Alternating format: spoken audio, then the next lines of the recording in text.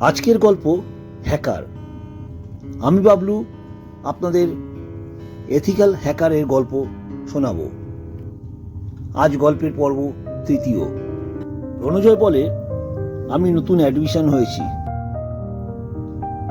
আমার নাম রণজয় চক্রবর্তী। ছাত্ররা বলে, গুরু আমি গোপাল রায়। আমাকে স্কুলে সবাই চেনে। আমি গত বছর ডাব্বা পেয়েছি। এবছর ডাব্বা পেলে হেডমাস্টার বিজনবাবু স্কুল থেকে বার করে দেবে বলেছে। বাবা বলেছে এবার কাজ করতে হবে। অবশ্য এই শর্মাকে ফুটবল খেলা বন্ধ করতে পারবে না। রণজয় বলে, সবই তো বুঝলাম, কিন্তু ডাব্বা পাওয়াটা কি জিনিস? গোপাল বলে, গুরু ডাব্বা জানো না? পরীক্ষায় ফেল করাটা। তা গুরু তুমি কটা ডাব্বা দিয়েছ? রণজয় হেসে বলে, এখনো হয়নি। গোপাল বলে, তাহলে বাবার প্যাদানি খাওনি? রণজয় বলে, এই প্যাদানিটা কি? গোপাল বলে, আগা পাঁচতলা মারকে বলে। রণজয় বলে, এই আগা পাঁচতলা আবার কি? গোপাল অবাক হয়ে বলে, ও আগা পাঁচতলা জানো না? ওরে বাবা, পা থেকে মাথা পর্যন্ত মারকে বলে। এবার রণজয় গোপাল খুব হাসতে থাকে। কিছুক্ষণ পর ক্লাসরুমে স্যার আসে। সবার সঙ্গে রণজয়ের পরিচয় করিয়ে দেয়। আজ রণজয়ের অনেক নতুন বন্ধু হয়। Raktim Ghosh first boy, Niloy Banerjee second boy, Tanaya Banerjee third. এছাড়া শশাঙ্ক রায়চৌধুরী, শশাঙ্কের বোন তনুশ্রী, রবি, তন্ময়। টিফিনের সময় রণজয় টিফিন বক্সটা বার করে। গোপালকে রণজয় বলে, তোর টিফিন? গোপাল বলে, টিফিন আনি না। রণজয় বলে, তাহলে হাতটা ধুয়ে আয়, আমরা দুজনে খাবো। কথাটা শুনে গোপাল চমকে ওঠে। বলে, আমাকে কেউ টিফিন খেতে ডাকে না। অনন্যা আজ রণজয়কে পরোটা তরকারি দিয়েছিল। দুইজনে সবটা খেয়ে নেয়। গোপাল বলে, তোর মা এত সুন্দর পরোটা করে, এই প্রথম খেলাম। বাড়ি ফিরে রণজয় ডাক দেয়, মা, ও মা। অনন্যা বলে, কি হলো, এতবার ডাকছিস কেন? স্কুলে কোনো সমস্যা হয়েছে? রণজয় বলে, না গো, কোনো সমস্যা হয়নি। গোপালের কথা সব বলে। অনন্যা সব শুনে হাসতে থাকে। স্কুলে যেতে যেতে রণজয়ের এটা বুঝতে পারে কোন স্টুডেন্টটা পড়াশোনায় ভালো, কারা পড়াশোনা ভালো না। তার মধ্যে গোপালও পড়াশোনা করে না। পড়া না পারার জন্য গোপালকে দাঁড়িয়ে থাকতে হয়। ভালো স্টুডেন্টরা গোপালের পিছনে রণজয়কে বলে, রণজয় তুই গোপালের পাশে না বসে প্রথম বেঞ্চে আমাদের পাশে বস। রণজয় বলে, সবার প্রথম গোপালের সঙ্গে আমার বন্ধুত্ব হয়। পড়াশোনায় ভালো না বলে বন্ধু ত্যাগ করব তা সম্ভব নয়। আর লিখে রাখ, গোপাল একদিন ভালো স্টুডেন্ট হবে। রণজয় ঠিক করে নেয় গোপালের জন্য একটা কিছু করতে হবে। গোপাল পড়াশোনায় খারাপ হলেও ওর 3টে গুণ ছিল। প্রথম গুণ, স্কুলে প্রতিদিন প্রেজেন্ট থাকতো। দ্বিতীয়, অ্যানুয়াল স্পোর্টসে সব ইভেন্টে ফার্স্ট প্রাইজ পাওয়া। তৃতীয়, ফুটবলে প্রতিটা ম্যাচে বেস্ট গোলকিপার এর জন্য ম্যান অব দ্য ম্যাচ এর প্রথম পুরস্কার গোপালের বাধা থাকত।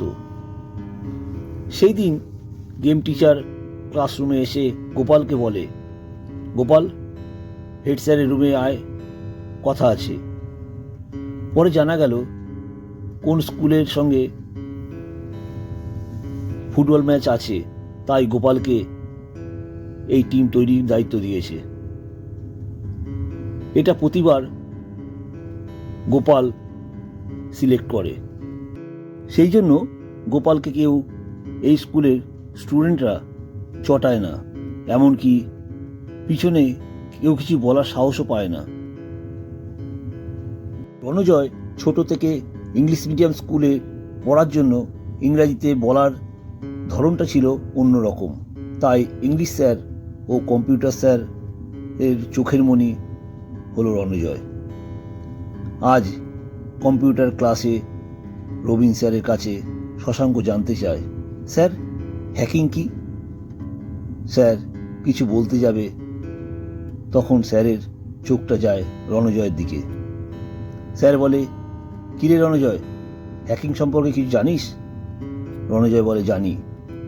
স্যার বলে, তাহলে বল। সেই দিন রণজয় 15 মিনিট ধরে সবাইকে বুঝিয়েছিল হ্যাকিং কি। রবিন স্যার মজার ছলে জানতে চেয়েছিল, পাসওয়ার্ড ক্র্যাক করতে জানিস? রণজয় বলেছিল, হ্যাঁ স্যার জানি। যখন কোনো গেম খেলি তখন পরের ধাপ না খেলে জাম্প করে চলে যাই আমার ইচ্ছা মতন, তখনই পাসওয়ার্ড ক্র্যাক করি। স্যার একটু অবাক হয়ে বলে, কোডিং করতে পারিস? রণজয় বলে, তাও পারি। রবিন স্যার আজ রণজয়কে নতুন রূপে চিনতে পারে, এটা বুঝতে পারে এ ছেলে জীবনে বড় মাপের নাম করা একজন হবেই। এই বয়সে যা কোনো মানুষের পক্ষে সম্ভব হবে না, সেটাই রণজয়ের পক্ষে সম্ভব। রণজয় জীবনে সততাকে মূল মন্ত্র করে এগিয়ে যেতে পারলে খুব ভালো, বাকিটা সময় বলে দেবে। গোপাল ভালোভাবে বুঝতে পারে রণজয় অর্থাৎ গুরু প্রথম বেঞ্চে বসার যোগ্য ছাত্র। রণজয় আজ একটু কথা কম বলছে। গোপাল বলে, গুরু তুমি আজকে কোনো কথা বলছো না, চুপ করে আছো? রণজয় একটু রাগ করে বলে, তোর জন্য আমাকে কত অপমানিত হতে হবে কি জানে। গোপাল এবার উত্তেজিত হয়ে বলে, তোমাকে অপমান করেছে কে? তার নামটা বলো, ঘুষি মেরে তার দাঁত ফেলে দেব। রণজয় বলে, ক্লাসে সবার দাঁত ফেলে দিবি? তা মেনে নিলাম, কিন্তু স্যারদের দাঁতও ফেলে দিবি? তা কি পারবি? পড়াশোনা করিস না, আমার পাশে দাঁড়িয়ে থাকিস, আমার একদম ভালো লাগে না। তার চেয়ে আমি কাল থেকে স্কুলে আসবো না, এটাই ভালো উপায়। গোপাল মাথা নিচু করে বলে, আমার পড়াশোনা হবে না, পড়তে ভালো লাগে না, তার চেয়ে আমি স্কুলে আর আসবো না। রণজয় এবার জোরে জোরে বলে, তোর মতন কাপুরুষ এই স্কুলে না থাকাই ভালো, বাড়িতে চুরি পরে বসে থাকবি যা। গোপাল রেগে যায়, বলে, এই স্কুলে আমাকে এইভাবে অপমান করার সাহস কারণ নেই। তর্কাতর্কি শুনে শশাঙ্ক, অনুশ্রী, অন্যান্য বন্ধুরা চলে আসে। গোপালকে সবাই শান্ত হতে বলে। গোপাল রণজয়কে বলে, তোকে গুরু বলেছি, তাই আমি বাজে কথা বলে গুরুর অপমান করব না। রণজয় বলে, গোপালের এত দম হয়নি আমার সঙ্গে চ্যালেঞ্জ করবে, পড়াশোনা তো বাদ দে।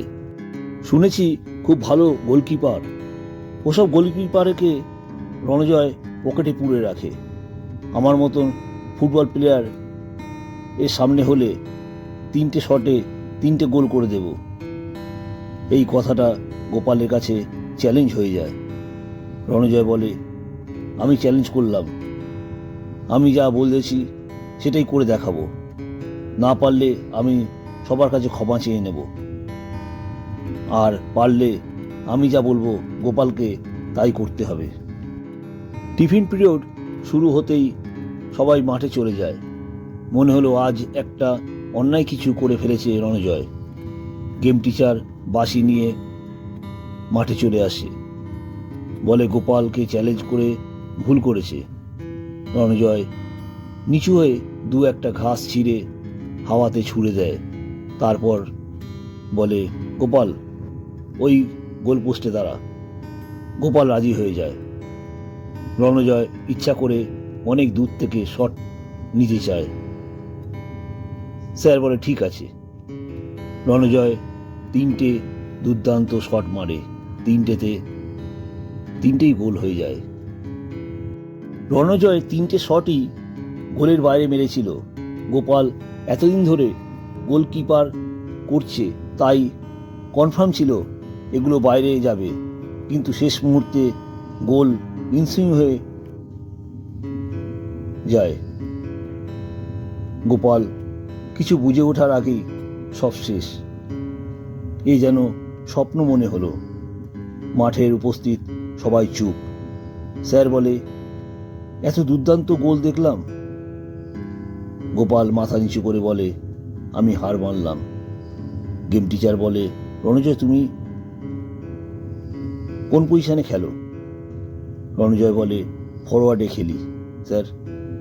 স্যার বলে, গুড। গোপাল, সামনের সপ্তাহে যে অন্য স্কুলের সঙ্গে খেলা আছে তাতে রণজয়কে খেলাবো, ওর নামটা লিখে রাখ। স্কুল ছুটির পর যে যার বাড়ি রওনা দিল। রণজয়ের সামনে গোপাল দাঁড়িয়ে বলে, আমাকে কি করতে হবে? তনুশ্রী বলে, রণজয়, গোপালকে ক্ষমা করে দে। রণজয় বলে, গোপালের কথার দাম নেই, যা, আমি ওকে ক্ষমা করে দিলাম। তনুশ্রী, কালকে তোর হাতের কটা চুড়ি আনবি, গোপালকে হাতে পরিয়ে দেব। গোল আটকাতে পারে না, আর কথার দামও নেই। এবার গোপাল বলে, আমাকে ক্ষমা ভিক্ষা দিতে হবে না, আমার কথা কোনো পরিবর্তন হবে না। রণজয় বলে, তাহলে চল আমার সঙ্গে। গোপালদের বাড়িতে রণজয় যায়। গোপালের মা দিদির সঙ্গে পরিচয় করে বলে, মাসিমণি, গোপালকে আজ থেকে আমাদের বাড়িতে থাকবে। গোপালের মা কিছু বোঝার আগেই দুইজন ঘর থেকে বেরিয়ে যায়। রণজয় নিজের বাড়িতে ঢোকার আগে অনন্যাকে ডাক দেয়, মা, তোমার জন্য বিনা পয়সায় কাজের লোক এনেছি। অনন্যা গোপালকে দেখে। গোপাল মাথা নিচু করে থাকে, মনে মনে ভাবে, এত অপমান আমাকে কেউ কোনোদিন করতে সাহস পায়নি। রণজয় বলে, এখন চিন্তা করে লাভ নেই, এখানে তোকে থাকতে হবে, মাকে প্রণাম কর। গোপাল অনন্যাকে পায়ে হাত দিয়ে প্রণাম করতে যাবে। অনন্যা গোপালকে কাছে টেনে নেয়, বলে, তুই আমার বড় ছেলে, এই মাসিমণির বাড়িতে থাকতে অসুবিধা হবে? গোপাল বলে, না গো। এই গল্পের পরবর্তী অংশ শুনতে চান তাহলে অবশ্যই এই ভিডিওটিকে একটা লাইক দিয়ে গল্পের ডায়েরি চ্যানেলটিকে সাবস্ক্রাইব করে পাশে থাকা বেল আইকনটিকে ক্লিক করবেন। যখনই আমি নতুন কোনো ভিডিও আপলোড করব সবার আগে আপনার কাছে পৌঁছাবে। আপনাদের মূল্যবান সময় দেওয়ার জন্য অনেক ধন্যবাদ।